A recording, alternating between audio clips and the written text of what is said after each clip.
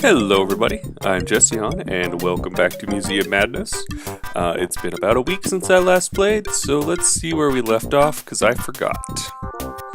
Alright, so we've got to do Air-Powered Flight and Wright Brothers. I remember last time, or like last week when I was recording, I said something about a demo, how I said it was like one of these, and maybe like one of these other ones. It was both of these. These were the two in the demo that you could access. And I never really got past that when I had the demo. I was like, alright, you guys have to get me the game so I can actually play it and find out about the rest of the stuff. Hundreds of years before modern aircraft were invented, lighter-than aircraft, including balloons and airships, soared through the skies. Other wind-powered craft like kites and gliders also pioneered early flight. These aircraft have evolved since they were first flown, but their basic designs are all very similar to their ancient ancestors. Each of these craft use the wind to power their flight.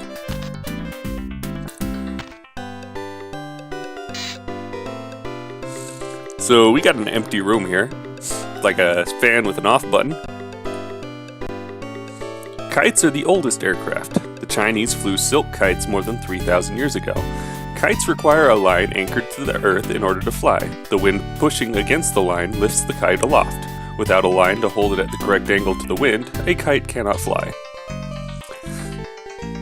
Now, as I said as a kid, this was in the demo and I could never figure it out. But hopefully I can remember how to do it today, because I did do it once. This is one of the first ones where you realize this is like an actual point-and-click adventure game. Like, because there are puzzles all throughout here that you can pick up items and such. Now, what's in here? Hot air balloons fly because the hot air that fills the balloon is lighter than the air around it. In today's hot air balloons, like the one in this exhibit, the air is heated with a propane gas burner. When the balloon is filled with hot air, it rises, carrying the passengers in the basket below. Once aloft, the balloon is carried by wind currents. I'll go ahead and take those, I wonder who left these lying around. I better take them with me. I wouldn't want anyone to accidentally start a fire. So I'll just take those matches.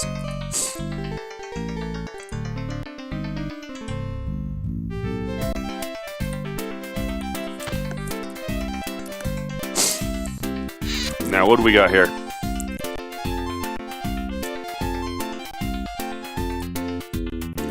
Gliders are heavier than aircraft like airplanes. However, gliders have no engine to power them. They must be launched from a height and then catch warm updrafts called thermals that keep them aloft. Gliders often move in a circular pattern, following the upward spiral of a thermal. Eventually, all gliders must return to the Earth. Well, I mean, everything that goes up must come down, huh? So, put these on. I don't know what these things are, but we'll take them. Get out of the way, huh? There we go. I'll go ahead and turn those off for now.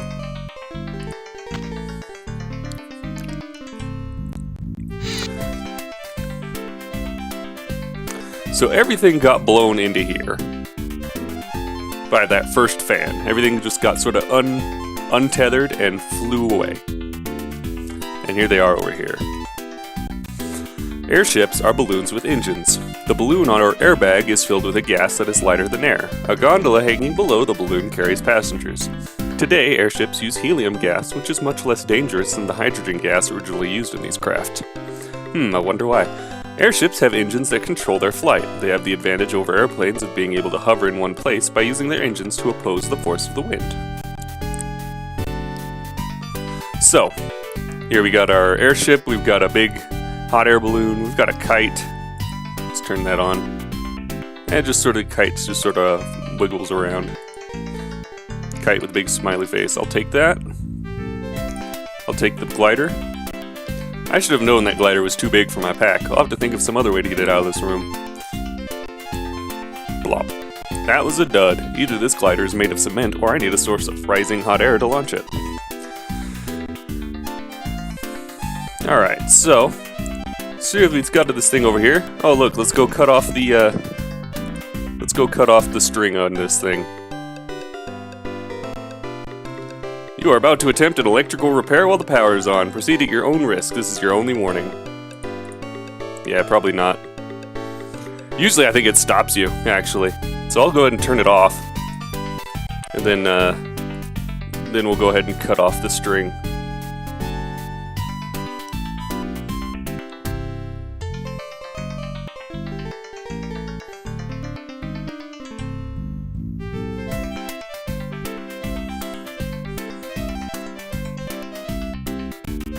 That should take care of it. I hope the fan works when I switch it on. Woo! Oh, there it goes. Turn 180 degrees. And then come back.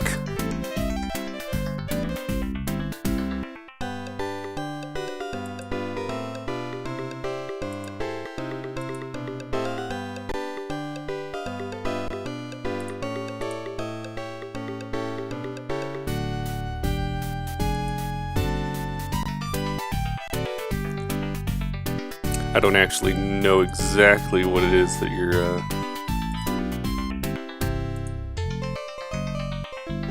yeah, flip 90 degrees, there we go, yeah. Go another 90. I don't really know where you're supposed to hook it up, is the thing for that. Let's try out the end.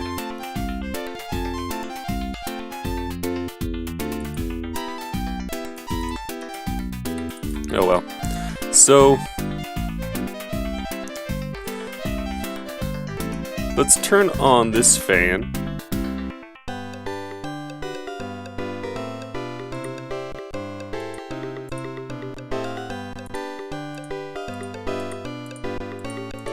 Okay, come on, let's click it around.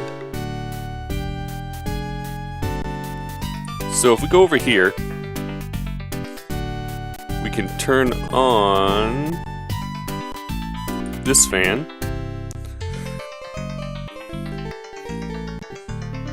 Turn on both of these fans, I suppose. So the glider can just like drift around. This is like maneuvering a giant hot dog. I'll have to use the engines to move the ship into the middle of the room. I'll have to take the wind velocity into account and give it the right amount of thrust to get it into position.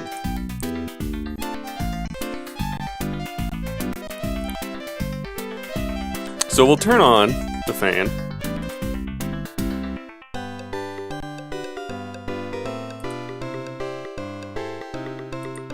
We'll use 3. Nope, apparently not.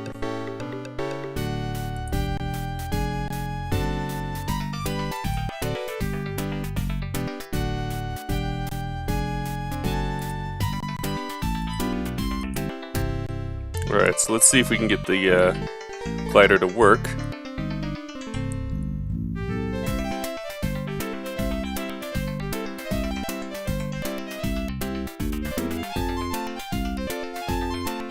And then it goes over here. There goes the glider. I knew it would fly if it had enough lift. Maybe I should see what's happening to it. I'm on a roll and I want to keep that thing soaring.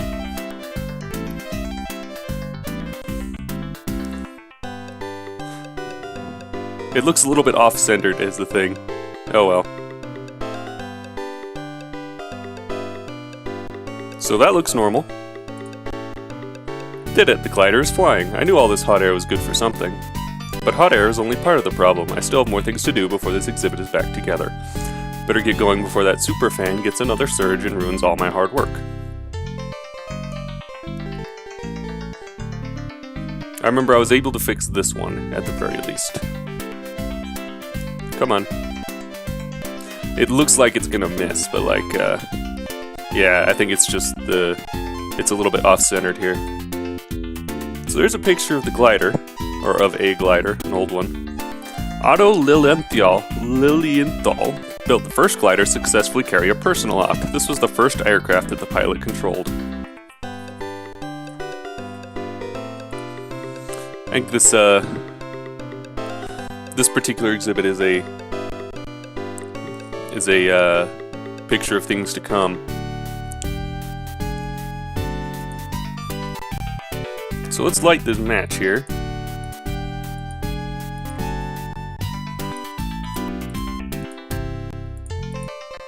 Okay.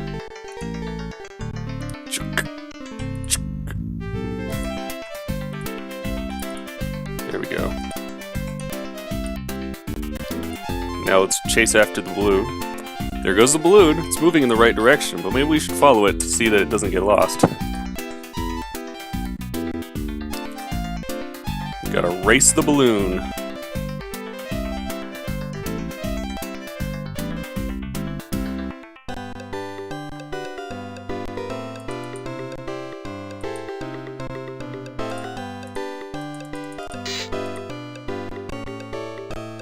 Now let's see. I know there's like a thing you have to be able to...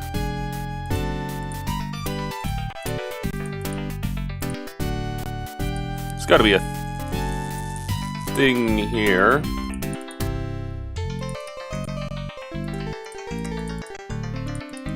This is the case of the, There we go. You gotta click on the balloon first. There we go. C'est magnifique, just like those French guys on the wall. Who says I'm not full of hot air? That was tough, but I think I better get back to work. I still have other lighter-than-air craft to save. Whoosh. So here, 1783, Joseph and Jacques Montgolfier, something like that, built the first balloon to carry people aloft. They exhibited their lighter-than-air craft in France.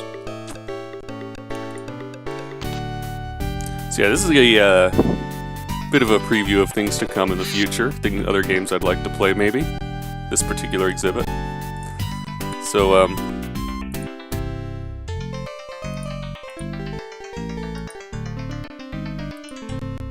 now all we need is a good breeze. Now we just turn on this. Whoosh! Flying a kite is like riding a bike. Once you learn how it's done, you never forget. Now the kite is flying high, I'd better see if I can finish the other rooms before the sky starts falling. So we'll double click, just get a little bit faster.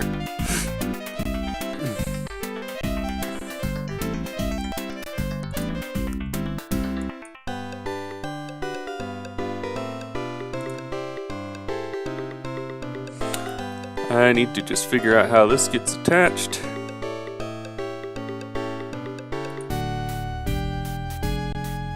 Everything is flying high. Oh, okay, it's right there.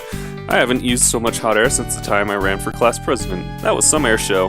Now that the lighter of air exhibit is back to normal, I should head back to the main hall and see what's happening. I have a feeling things haven't lightened up there. Come on, make this put it one step closer to finding the source of that virus. So that one was pure luck at the end there. I could have probably played with that one for a while. But I didn't have to, so yay. Next up is the Wright brothers. And then we'll have finished this Hall of Flight, or whatever it is. I guess it's Hall of Flight.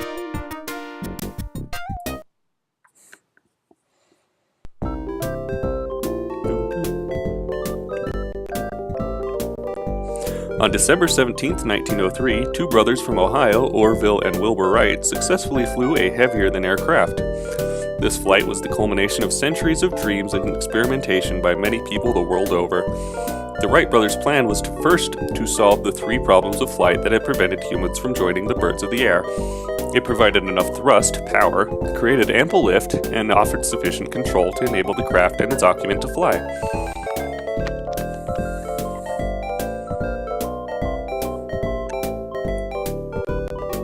The Wright brothers set up shop on a beach at Kitty Hawk, North Carolina. They chose Kitty Hawk because it was one of the windiest places in the U.S. The wind would help provide the lift their aircraft would need. However, when they arrived in North Carolina, they still had three problems to solve before they could build a successful airplane. So let's go ahead and talk to them. I can't talk. We have to pack. We've tried everything, but we still have three unsolved problems. We'll never get the flyer off the ground. We're returning to Ohio to build bicycles. But you can't give up. Can I help? I don't think anyone can help us, but here's a plan for a flying machine that we've been working on. Maybe you can help us solve our problem with it. I hope you've come to help us pack. We've wasted enough time here. You seem so close to making a successful airplane. We've wasted enough time. We're going back to Ohio to get out of this wind. Take this and put it somewhere. Sure, I'll take it and put it right in my backpack. So now I've got a crank, pliers, and a wrench. If you can solve this problem, maybe you can convince the Wright brothers to build their airplane. Oh, torn paper. Classic.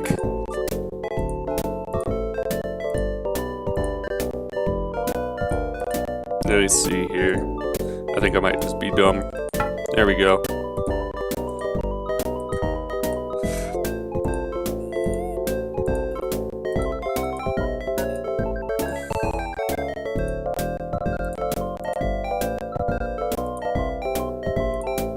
Let's see. This is one of the puzzles I've done the most, and now I can't remember how it's done. Oh, there it is. Okay, there's that. Well, that looks like that goes there.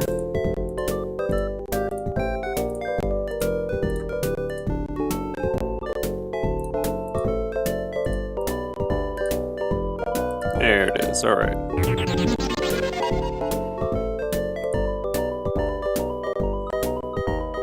Hey Orville, take a look at this. Maybe this kid can help us after all. He put those scrambled flyer plans back together. It's worth a try. What can I do to help out? If you can solve our fruit problems, we might be able to get the flyer off the ground. If you can't, maybe you can come with us to France to invent the fruit processor. Maybe I better get started before you decide to go to Italy and invent the flying pasta machine. Go to the other rooms in the workshop. You'll see what has to be done in each room. We'll give you information we have to help out.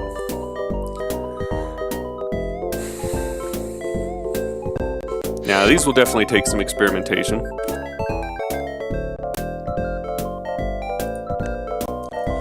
Wilbur and Orville obtained the latest information on aerodynamics from the Smithsonian Institution. However, much of the information was incorrect or incomplete, and the Wright brothers were forced to experiment themselves. First, they had to discover how to create enough lift with their wing. They knew what lift was determined by the shape of the wing. We've tested this wing 1,000 times, but we can't get it to create enough lift to reach the red line on the wall. I can hardly get myself up in the morning. Oh, jeez. My apologies. Big sneeze time.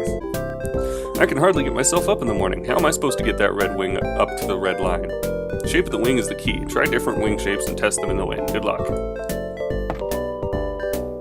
So, first thing we need to do, we need to bust open the window here.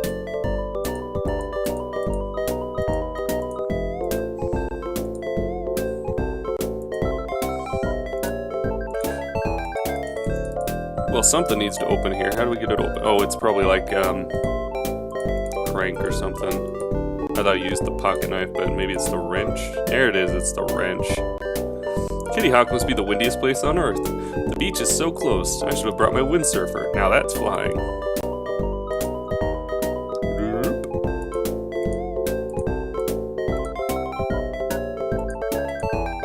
Something like that. Something like that. A little more. Nope, that's not it. Mess around with that.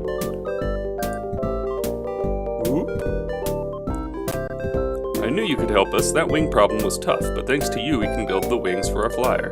Glad I could give you a lift. All it took was a little brain power and a strong breeze. Orville and I will use what you've done to create a new wing. You two may get your airplane off the ground after all. Aeroplane! That's a great name, I like it. But Orville thinks it should be called a motor kite.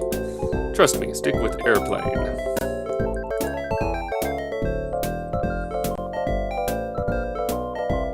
So we go in here.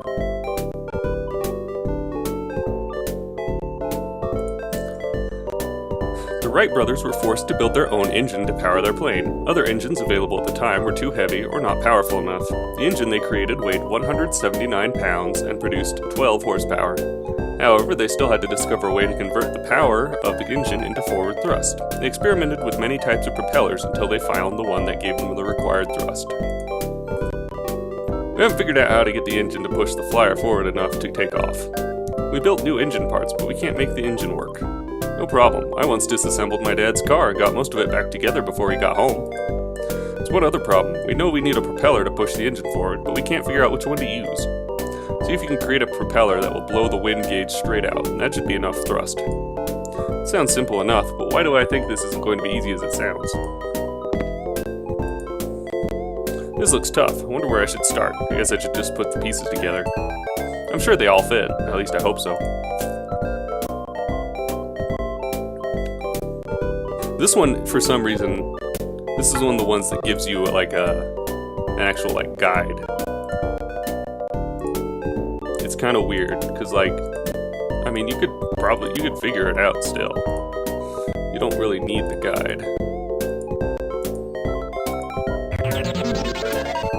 That's a beautiful noise. So, we'll go ahead and pour the gas in. Glug. Alright, so let's look at these. Let's start with this one. I don't think this is the right one, but I don't care. I'm going to start with it.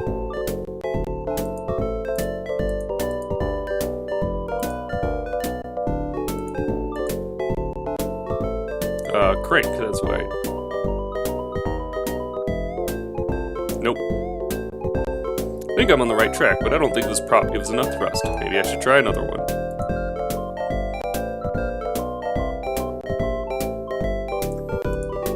Let's try this one. Put that one on. Crank it again. There it is.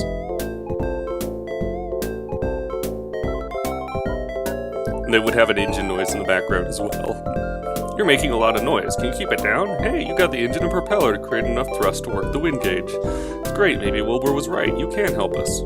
Power is my middle name. But I see you still have work to do. I was afraid you were going to say that. A hero's work is never done.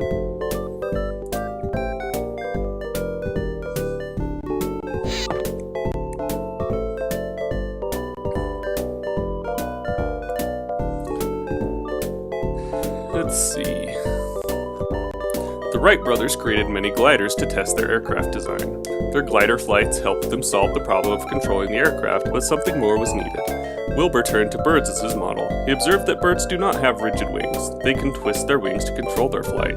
He had to devise a system of controls that would allow him to maneuver this aircraft in a similar way.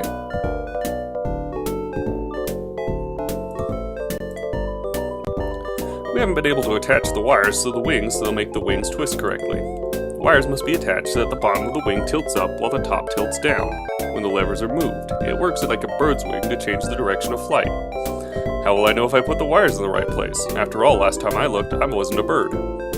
You attach the wires and leave the testing to us, so I will know when you have done it correctly. You may not be a bird, but I have studied them closely. Good point, I just assemble the cables, that's it. That's all you have to do, good luck. So, we got a whole bunch of wire. Let's go ahead and cut that wire. Pliers on the wires. There we go.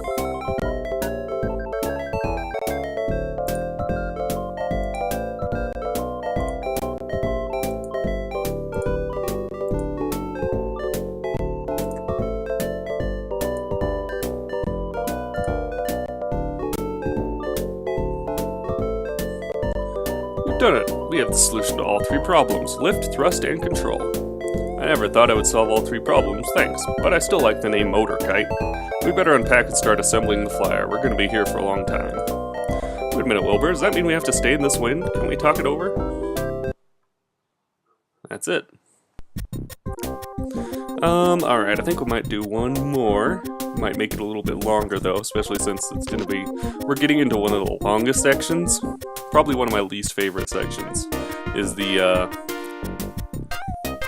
American history one. I like the science a lot more than I like the history. Actually, the world history section is pretty alright. But these are not fun. You know what, I'll just get we'll do the Louisiana Purchase. That's probably like my least favorite one. We'll just get that one right over it.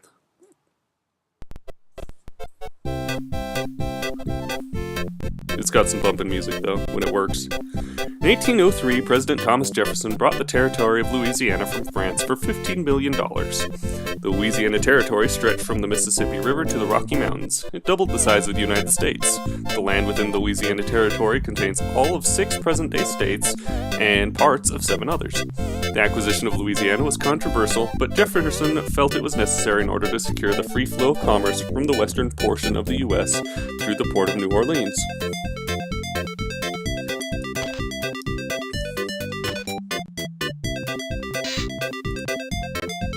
Thomas Jefferson was the 3rd President of the United States.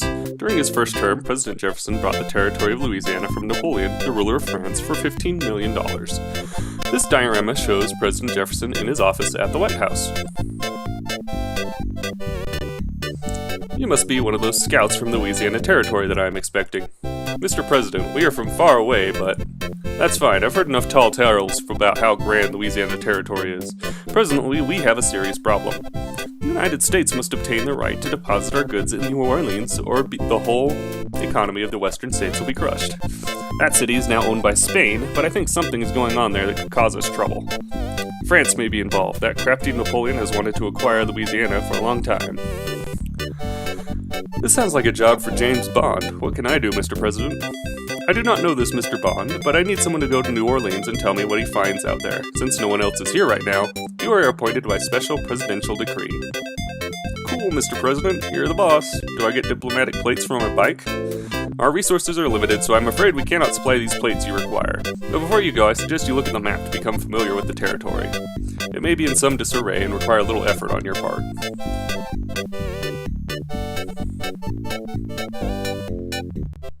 I knew this wasn't going to be easy. I guess I have to try to put this thing back together. I might get lost somewhere north of Tuscaloosa.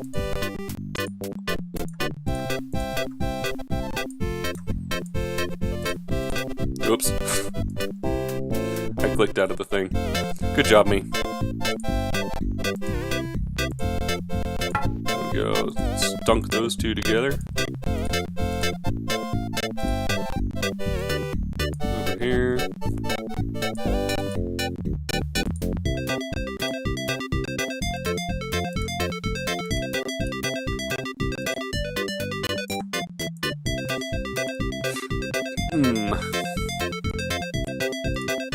There we go. You can see just how big this thing is. There he goes.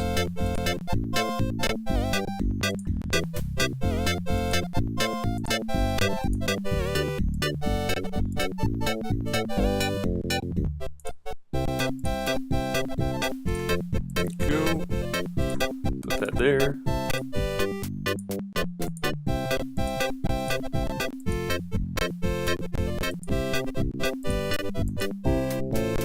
Stop it. Alright, put on that. Yeah, this is kind of one of the more annoying ones for me. It's kind of like, as a kid, I had to, remember, okay, I have to tell myself, at the very end, you have, this choice that you have to make. And if you fuck that up, then you have to do the whole thing over again. And it sort of took long enough that I wasn't that annoyed. Or that I was pretty annoyed if I did mess up. You had to really remember how much it was. Not bad for kids who hates geography. I remember this map from U.S. history. Those little flags show which parts are owned by the U.S., Spain, and Great Britain. That big piece in the middle with a Spanish flag is the Louisiana Territory.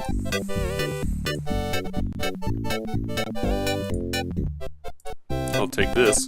Note from Jefferson. So here we go, we're gonna go on a trip to Louisiana.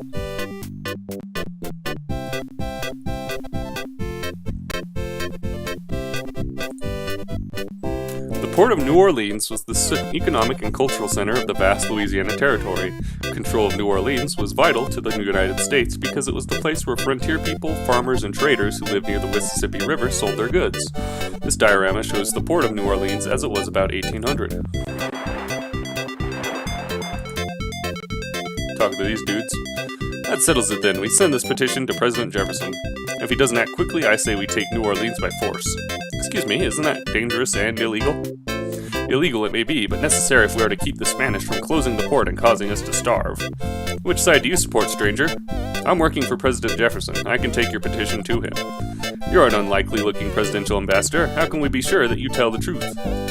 Well, he gave me this note. Check this out. This is a letter from the president. I think we can trust you to take our petition back to him. I'll give it to Mr. Jefferson as soon as I can. Do not delay. The French and Spanish are moving quickly to make New Orleans and all of Louisiana a French colony. Go ahead and take this. Let's talk to this dude. Bark, bark, bark, bark, bark. If you are bound for Spanish Florida or for Paris, this ship will get you there in less than a month's time. I wouldn't mind a little R&R on the beach in Florida, but we aren't headed for there now. We're the best ship on the seas. Why, just last month we carried this French ambassador to finish the Spanish governor in Florida. Hey, that French guy might know something about what Napoleon is up to. I don't have time for a trip to Florida now, but can you tell me more about the French ambassador? Information is valuable as passage. Both can be had for a fair price. Half a buck. No, I think you used the pocket knife. You got like a pretty quality knife. People comment on how good it is. Well now, that is a nice piece of workmanship. Want to trade for some information about the French ambassador's business in Florida? Tell you what, I'll use the knife for a while and see that you get it back. It's not my habit to take advantage of young people like you. This page from my log may tell you what you want to know.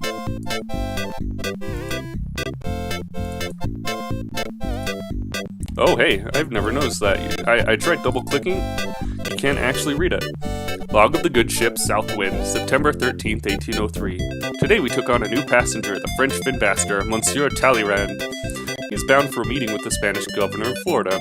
He confided to me at dinner last night that he is going to sign a treaty that will transfer part of the territory of Louisiana, including the city of New Orleans, to the government of France. Says that the French ruler Napoleon may lose New Orleans to trade with the United States. Or may close New Orleans to trade. If this comes to pass, there is sure to be much trouble in the territory. So let's see. Let's actually double-click some of these things. Washington, D.C., Office of the President of the United States. To whom it may concern, the bearer of this letter is a special ambassador of the United States of America. Please afford him every courtesy and convenience. Sincerely, Thomas Jefferson, President of the United States of America. So that's cool. I never actually double-clicked on these as a kid. We, the men and women of the Western United States, respectfully petition the Honorable President Jefferson of the United States of America to make whatever arrangements are necessary to ensure that safe passage and deposit of our goods in the Fort of New Orleans. Or the Port of New Orleans. So we head back.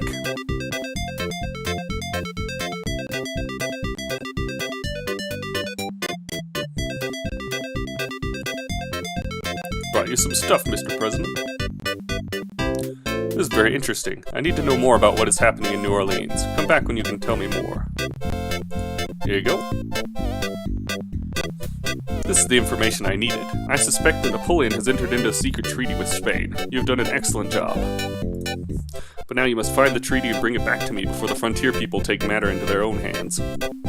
I guess that means I can't stick around, put my feet up on your desk, and hang out.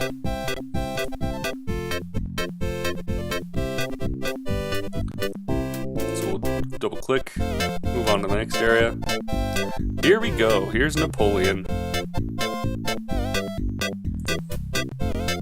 This is the office of the ruler of France, Napoleon Bonaparte. Napoleon assumed power in France in 1799. His office is located in the Palace of Versailles, which was built by King Louis XIV. It is from this office that Napoleon planned his conquest of Europe and commanded his colonies in Africa and America. Bonjour, monsieur. You must be Mr. Livingston from the USA. Bonjour, Monsieur Napoleon. I come from the USA, but I'm not Mr. Livingston. I'm expecting the ambassador from President Jefferson to arrive at any moment. Please take yourself comfortable. I must take care of business elsewhere. You must excuse me. Hey, Mr. Napoleon. Wait. Oh, well, I guess he's a busy man buying and selling countries. Maybe I can take a look around while he's out. He said to make myself comfortable. Let's look at his map. These old-time dudes sure have a hard time keeping their map straight. Wonder if I put this map together I can discover something. And you'll notice this is a very similar map. Very similar indeed, but there'll be maybe with a few key differences.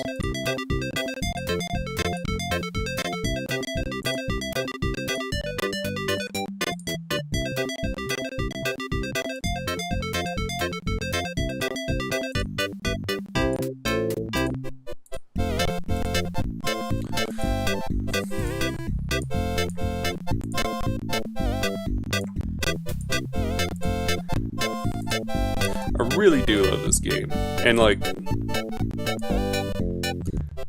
it doesn't matter if the controls are kinda janky in this game, just because of the way it works. You're not really ever doing anything super actiony.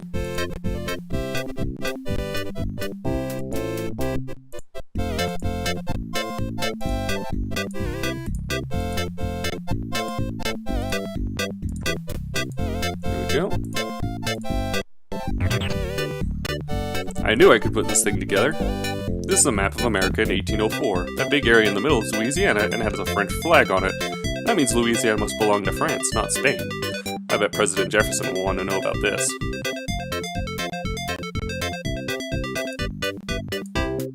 So we look at this. We got the treaty. Treaty of Ildefonso between the government of Napoleon of France and the King of Spain. Territory of Louisiana, including the port city of New Orleans, is hereby granted to the government of Napoleon of France by the King of Spain and is henceforth a colony of that sovereign nation.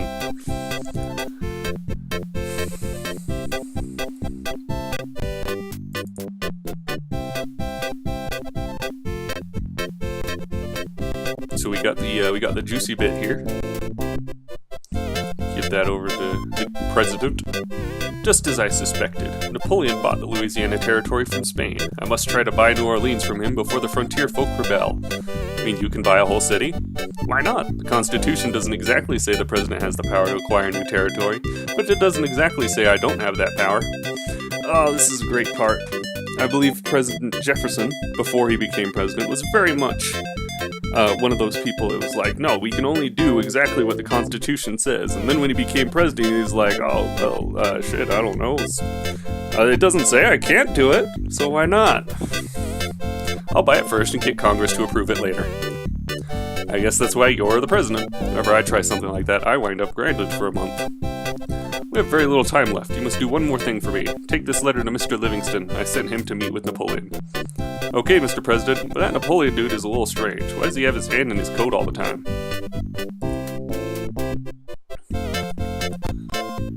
So we read this one, because I'm interested. I'm like, this is way cooler now that I can actually read these. You are hereby authorized to purchase the city of New Orleans and any portions of the Louisiana Territory for a sum not to exceed $15 million. Good luck, we're counting on you. I'll have to go and read all the logs now, because that's going to be really cool.